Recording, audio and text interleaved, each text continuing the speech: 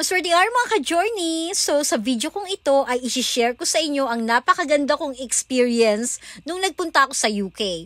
So bali 3 lugar po ang aking ibabahagi sa inyo na aking napuntahan. Ang mga lugar na ito ay ang Stonehenge, Burton-on-the-Water at ang napakasikat na Oxford University.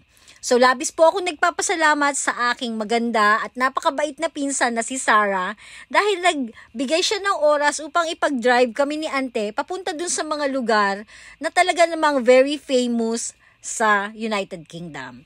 Okay, so sana po ay panoorin nyo ang video kong ito hanggang sa huli upang sa ganon ay parang nakarating na rin kayo sa UK. Okay, so the day after I arrive in UK ay nagpunta agad kami sa Oxford University. Ito ang aming first destination at ito ang aking mga nadaanan papunta sa Oxford University. At labis po akong namangha sa magagandang tanawin sa countryside ng UK, kagaya ng part na ito na aming nadaanan.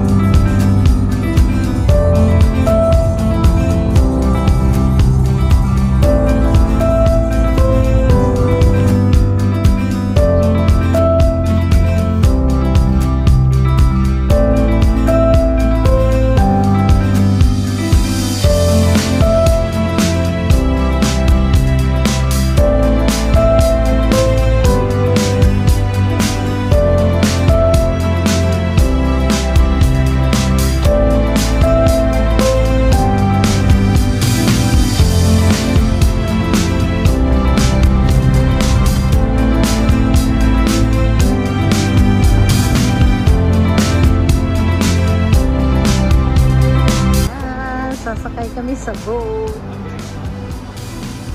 So yan guys, after less than 2 hours of travel by car from Hounslow, ay narating na rin namin ang napakagandang Oxford University.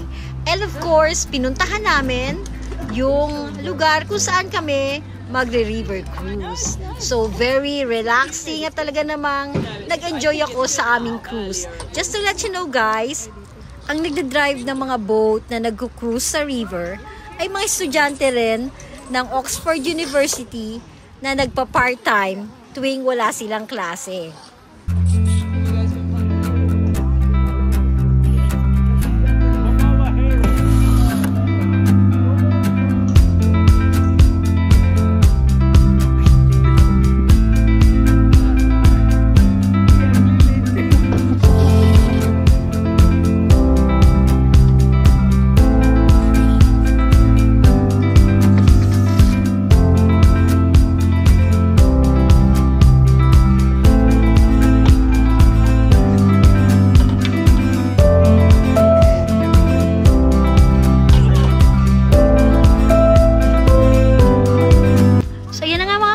Pagkatapos ng aming river cruise, ay nagpunta kami doon sa souvenir shop kung saan bumili kami ng mga t-shirt at several items na souvenir ng pagpunta namin sa Oxford University.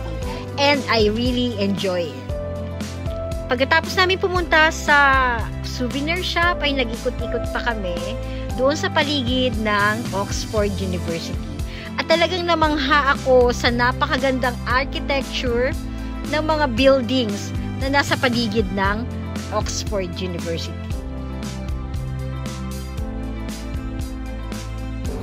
Ay, tuloy siya. Ang ganda rito, oh.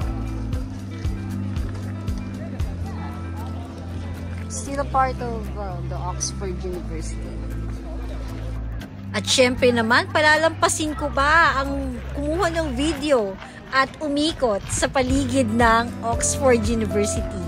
So guys, talagang napaka-overwhelming and talaga namang very grateful ako na nagkaroon ako ng pagkakataon na marating yung lugar na talaga namang matagal ko nang pinapangarap. And I thank Auntie Hermie and Sarah for giving me the opportunity na matupad yung pangarap ko na yun. Pagkatapos naming umikot sa Oxford University, ay tumuloy na kami sa Bicester sa bahay ng aking pinsan. And talaga namangharin ako sa ganda ng bahay niya. So, nag-stay sa bahay ng pinsan ko sa Bicester. Yan, at tingnan nyo naman kung gaano kaganda ang kanilang lugar. She's in front of the square. So, bali ito yung children's play area. So, hindi pa siya talagang natatapos. So, ang ganda. Ang ganda ng weather dito ngayon. Kinabukasan ay maaga pa kaming gumayak para pumunta naman sa aming second destination, which is the Bourton-on-the-Water. At pagkatapos ay tutuloy na kami sa Stonehenge.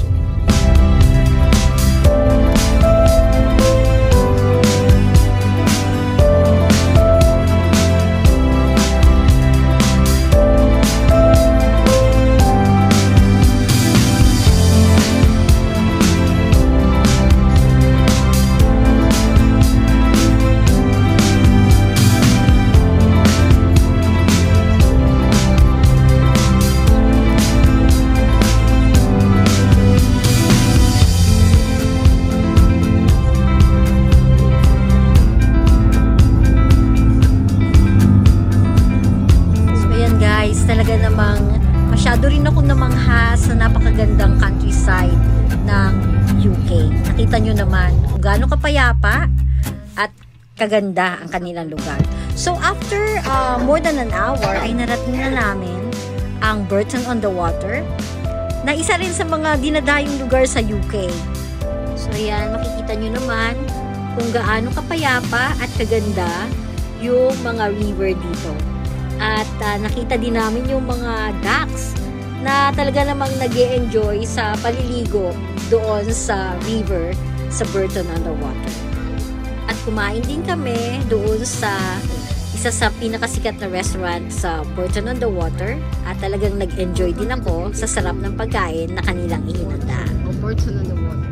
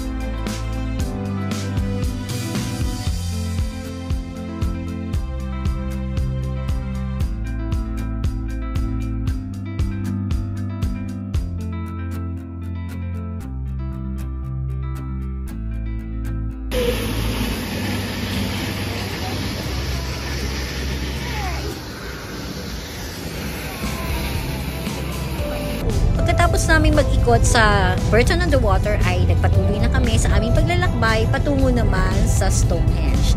At yan ang napakagandang mga tanawin na dadaanan namin papunta sa Stonehenge. Ayan, papunta ng Stonehenge.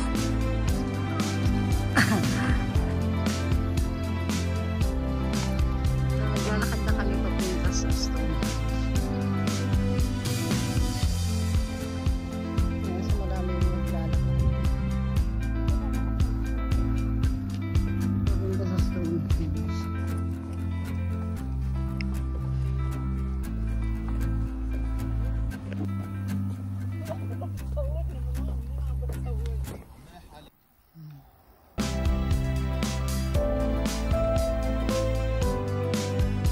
Magagandang bulaklak na madadaanan papunta sa Stonehenge.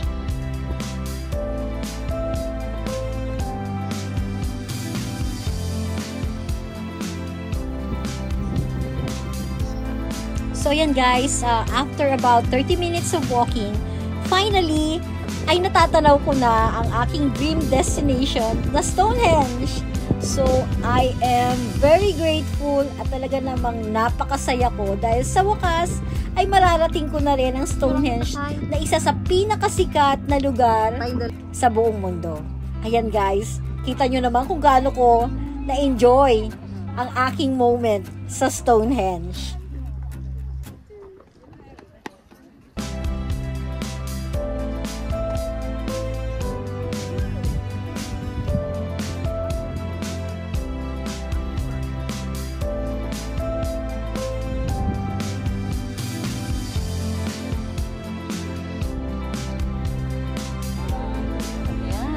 So, ito na yung aming dinayo.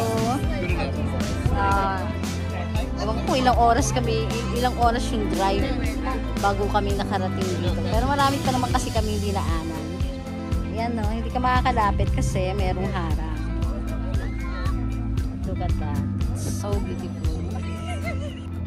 Okay, so may mga sasakyan din pala na dumadaan malapit dito sa kinalalagyan ng Stonehenge.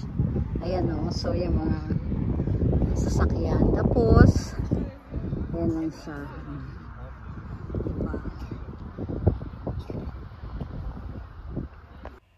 Hanggang dito na lamang ang aking video ng aking journey sa Burton-on-the-Water, Oxford University, at ang sikat na Stonehenge.